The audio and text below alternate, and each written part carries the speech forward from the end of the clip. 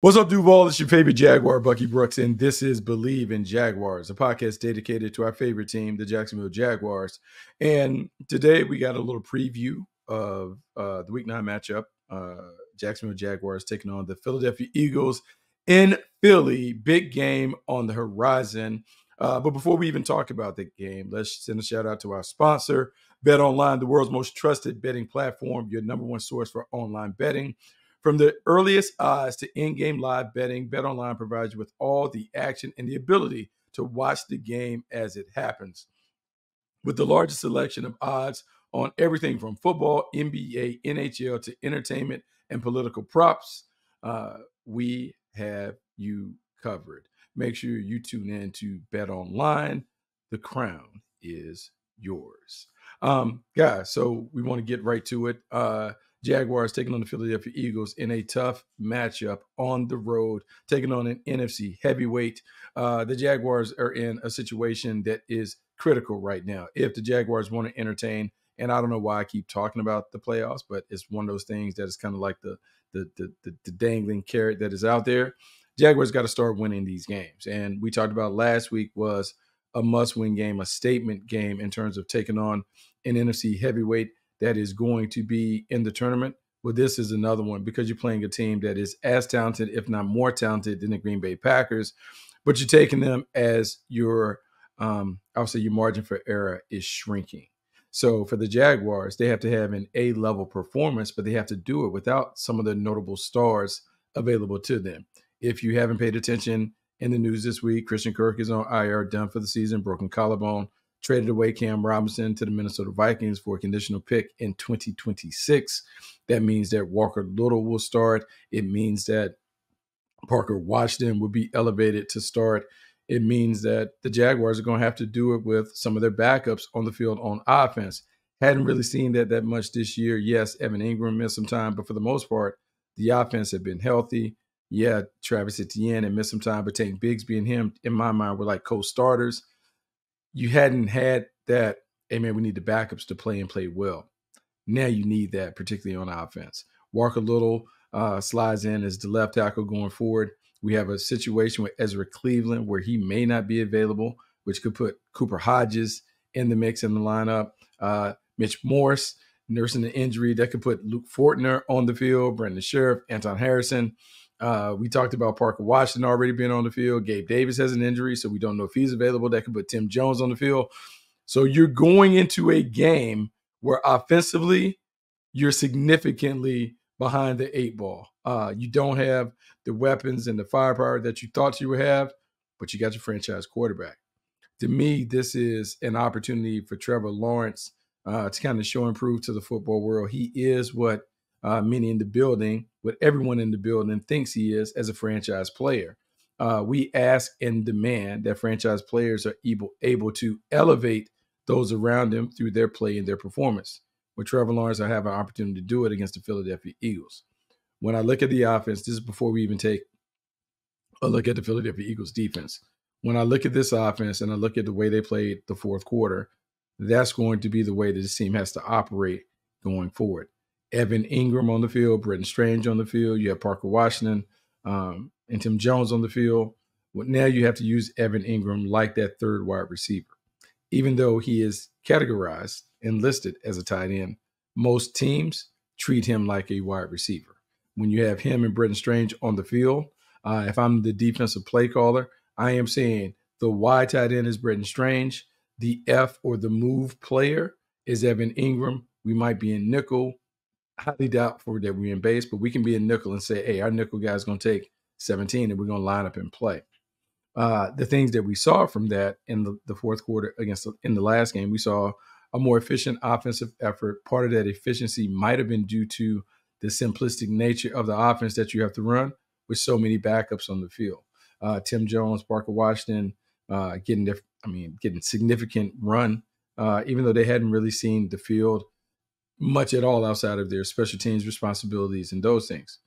Now those guys have to play, and they have to play all the time, and they got to play well. How much can you use 3 and 4 wide receivers when you're shorthanded on the perimeter? Does that mean we see more tiger, more 2 tight end sets, more creativity in that regard? I think it's going to be a little bit of everything when it comes to it. And you're Press Taylor, you're Doug Peterson.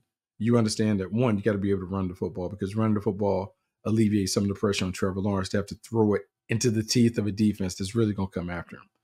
Two, you got to figure out a way to make the easiest concepts top of the charts when it comes to priority and game planning and play calling. When you have so many new guys, young guys on the field, you got to account for their nerves, the anxiety, how the magnitude of the game may impact them. So what you would like to do is give them the easy plays early, let them settle in, let them maybe burn through the first quarter before you start attacking, because that will give your players an opportunity to ease into the game. And with so many new faces, so many guys playing more prominent roles, you need to do that. And also the reason why you want to simplify, because as much as I talk about the weapons on the outside and those things, we have to make sure that we start getting the snap every time, make sure we're lining up and getting off the ball on time, eliminating the false start penalties. Simplification would appear to do the entire unit a solid, because what it would allow them to do is to play fast and get off and go, knowing exactly what they need to do. Sometimes you got to keep the main thing. And when you have so many injuries, I expect that to happen. Now, let's talk about one injury that could be impactful. We still don't know. Travis Etienne is certainly in the window. He can go at any time. Just don't know if he's ready to go yet. If he's available, that might change the math a little bit in terms of maybe some two-back stuff, maybe both guys on the field, to see if you can dictate the terms to them defensively. All of those things are in play, but you won't know until Travis Etienne is cleared and elevated and allowed to practice for a role that will end up having more significance than maybe he even envisioned. So that's something to think about. That's something to consider. Last thing to consider when we talk about the offense and we talk about Trevor Lawrence and how they can get Trevor Lawrence going. One of the things that has really crushed the Jaguars the last few games has been just the slow starts by the offense. Offense can't get on track. Offense settling for field goals. Offense not being able to punch it in when everyone knows, hey, this is a got-to-have-it situation. Not getting that. Now, we can talk about some of them in the calls, the execution, or whatever it is. This is the time where the team has to kind of fix this. This unit has to get it going. They have to be able to establish themselves and establish their identity. I mean, we're significantly into the season, and I still couldn't tell you exactly what the identity of the offense or the defense is. The offense in particular, I just don't know. Are we West Coast spread it out? Are we rough and rugged? Are we old school? Are we new school? Are we a mix? Do we do some collegiate things to kind of help the guys get going?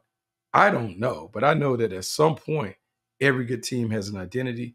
Every good team has something that people come into the stadium knowing. We have to stop this to beat this team. I don't know if we fully discover that, and I'm worried because the season is closing fast and we still don't have that. And we also are missing two of the top wide receivers, three of the top, really. Gabe Davis is also on the sideline. So how do you establish your identity when you don't have those guys? The only way that you can do it, if you're Shah Khan, whatever, like, you have to make sure that Doug and everyone knows, like, hey, man, this is what I expect. I expect us to win, but I also expect us to have an identity everyone can recognize and appreciate. So if I'm Doug Peterson and we're saying we're going to be a tough team, a rough team, or whatever kind of team we're going to be, that has to be clear and apparent in the way that we play. I have a sneaky suspicion this is going to be a game where the Jaguars try and run the football, try and establish the physicality and the toughness part of the game, try to control the game as opposed to adding possessions. Maybe they reduce the number of total possessions through a very deliberate approach that also creates a little pressure and a little consternation on the other side. In the end, though, to me, this is going to come down to the Jaguars' offensive line against a good Philadelphia D-line and a running back in Tank Bigsby against an active, high-motor linebacker in Nakobe Dean. If the Jaguars are successfully able to run it, it would give them opportunities to get shots. The asterisk, though, is the shots, to me, are more likely to happen and come if we're able to kind of like have one of the guys on the outside, BTJ, Gabe Davis, one of those guys play. If we have one of those, then I'm more confident that we can take a deep shot. If you don't have those guys, it's going to have to be a dink and dunk contest with the running game paving the way. So that's what it looks like on offense without looking at the Philadelphia Eagles. But let's talk about their personnel just a little bit. Now, when I think about the Philadelphia Eagles and I think about their personnel, one of the things that you have to understand that this is a team that is committed to winning in the trenches. They have always been a team that has invested heavily in the trenches. If you go back and look at their previous drafts, they always typically take a big in the first or second round. And when I reference their players as big, I'm talking about an offensive or defensive lineman. That is one of the philosophies that the Eagles have had for a long time. It's worked for them because they have had some stellar offensive lines and some disruptive defensive front lines. And a lot of them have been homegrown selections that, look, they come to Philly as a draft pick. They leave Philly. They understand, learn the land. They understand the system, those things, and they make it happen. We talk about the Philadelphia Eagles, and we talk about that front line. Ooh-wee. Jordan Davis, Jalen Carter are the guys up front. Jordan Davis is a guy that was a first-round pick a couple years ago, big body, run suffer, can move, more athletic than you think, but really his job is to own the point of attack, make the guys not be able to take straight lines down the field, but you got to bounce and they run it down. He is not the point on the sword, but he is a disruptive defender at the point of attack just because of his sheer size and strength. The guy who really stirs it up to me is Jalen Carter. 98, you talk about Trayvon Walker's old teammate, Jalen Carter, who many expected to be the first overall pick when he was coming out, had some issues that kind of led to a surprising draft day fall. Not surprising, but a draft day fall. But make no mistake about it. Man, this dude is good. He's athletic. He's disruptive. He's dominant. He has the instincts and awareness to make it happen. And he is getting better and better each and every game. And he is the one that in pro sports in the NFL, a lot of times when you're facing a really good player, what you do is you'll have the scout team kind of showcase him by putting a yellow jersey on. Jalen Carter, without question, whoever played him in practice this week, they had to have a yellow penny on because this is the guy that you got to get contained. If you want to run the ball, if you want to pass, you got to stop 98. Keep an eye on 98 because he is the one that makes it happen. You'll see another a couple guys on the front line. They got Bryce from New York Jets. He was supposed to be the pass rusher. Didn't really materialize. At the second level, though, this is where they are really interesting. Zach Bond from Wisconsin is a really good linebacker, but Nakobe Dean is the one that makes it happen. And when you look at Nakobe Dean, when we watch him on TV, man, he's going to look like a high school corner, maybe a high school tweener linebacker and those things. But don't let the packaging fool you. This dude is an animal. This dude is an alpha dog, great leader, holds his teammates accountable, won the job from Devin White, who's a Pro Bowler. And he has not relinquished it. Love the communication, love the toughness. You can see why they were so in on this guy, because on a team that features a number of Bulldogs, this dude is the ultimate leader and competitor, will hold those guys accountable, will call them out, will call anybody out. And in an environment where you're trying to change the culture, you got to have that. Nakobe Dean is a critical player when it comes to that. When we go and we look at the secondary I'm really impressed with, not because of the older guys. Darius Slay is on the backside in the twilight of his career.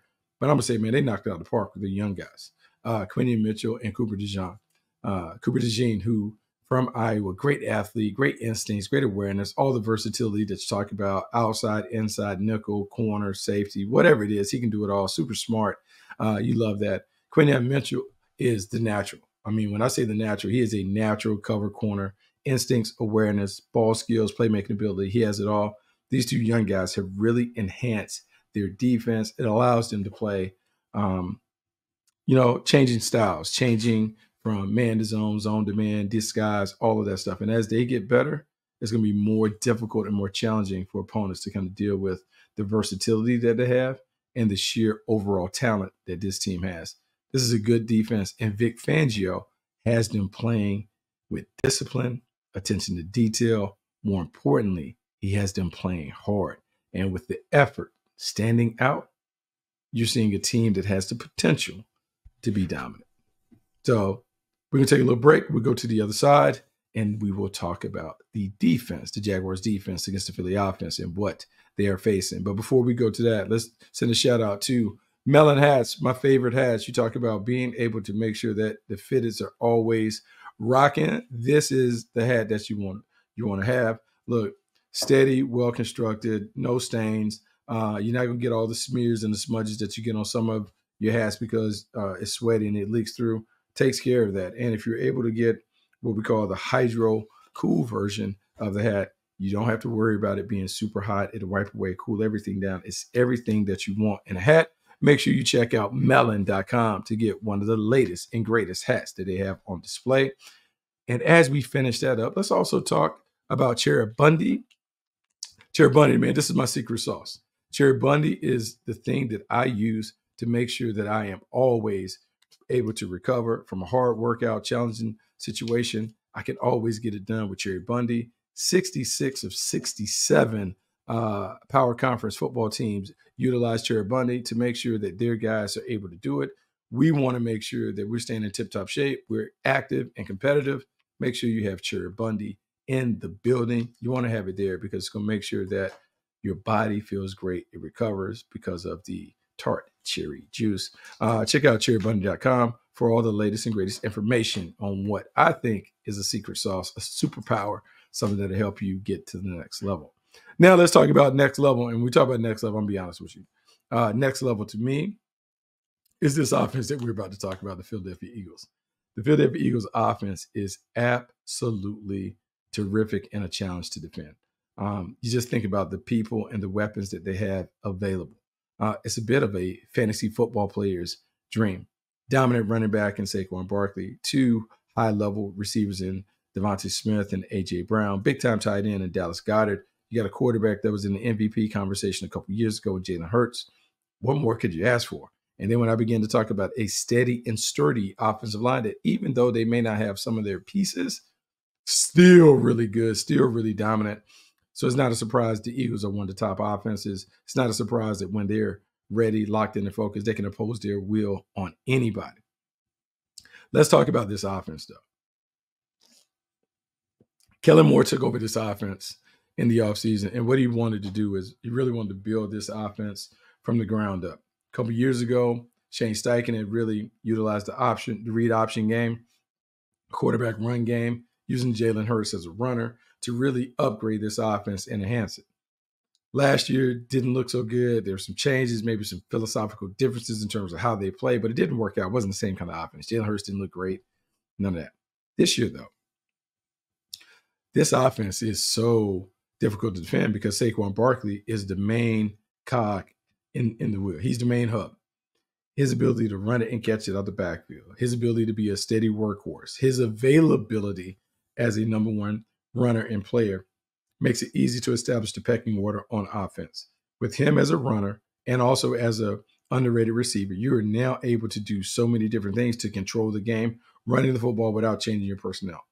To me, perfect move, perfect scenario. They signed it. You swipe from your division rival to make them weaker, but fortified yourself to make your team stronger. Love it. Both playmakers on the outside, A.J. Brown, Devontae Smith. Injuries have kind of kept this duo from being together, but expect them to be back and rolling against the Jaguars. When you look at the two, the thing that stands out to me, A.J. Brown, big physical playmaker, terrific after the catch, rough, rugged, and raw. He can make it happen in a variety of ways. You got to not only match him in terms of end coverage, but you got to find a way to get him down because if you try and tackle him with arm tackles, he's going to break through those. He's going to make it happen. Other side, Smith is kind of crafty, more polished route runner, smooth though. Slender, but smooth. He's going to lull you to sleep. He's going to run past you. Great adjuster with the ball in the air. He's going to put pressure on you and your defense to be able to defend him and to keep him from making those explosive plays. Combined is the yin and the yang. One wrecks, the other destroys. One can run vertical, the other can do whatever, but they're interchangeable in terms of how they create big plays. Really good tandem on the outside. You got to find a way to cover them.